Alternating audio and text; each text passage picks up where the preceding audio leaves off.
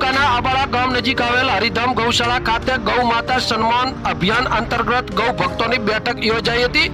Bhabhar Suigam national highway ઉપર આવેલા હરિધામ ગૌશાળા ખાતે ગૌ ભક્તોની બેઠક દરમિયાન ગૌ માતાને રાષ્ટ્રીય સ્તરે દરજ્જો અને ગૌ માતાને સન્માન આપવામાં આવે તેના અનુસંધાને 7 મેના રોજ દેશના 5000 તાલુકામાંથી પોતપોતાના તાલુકાના મુખ્યાલયમાં પહોંચીને આવેદન રૂપી પ્રાર્થના પત્ર આપીને ગૌ માતાને રાષ્ટ્રીય ગૌ માતા તરીકે જાહેર કરવા માટે માંગ કરવામાં આવશે। જેમાં આજે આ ગૌ માતા રાષ્ટ્રીય અભિયાનમાં ભાભર તાલુકાના ગૌ ભક્તો મોટી સંખ્યામાં હરિધામ ગૌશાળા ખાતે ઉપસ્થિત રહ્યા હતા। કાર્યક્રમના અંતે આવેલા ગૌ ભક્તોએ ગૌ માતાને રાષ્ટ્રીય દરજ્જો આપવા બાબતે પ્રતિજ્ઞા લીધી હતી।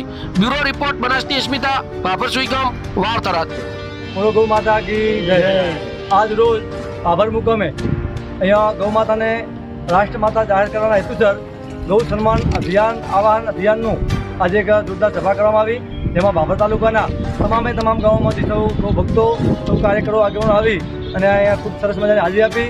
આ કાર્યક્રમ દ્વારા સરકારશ્રીને એક એવી દિલથી પ્રાર્થના કરવામાં આવે કે આ દેશની અંદર ગૌ માતાની નિર્મમ હત્યાઓ થઈ રહી છે અને હિન્દુઓનો હોવા છતાં ગૌ માતા રાષ્ટ્રમાતા થઈ શકતી નથી, ગૌ માતાની હત્યાઓ થાય છે, જે ખૂબ જ દુઃખદ વાત છે, કલંકરૂપ છે।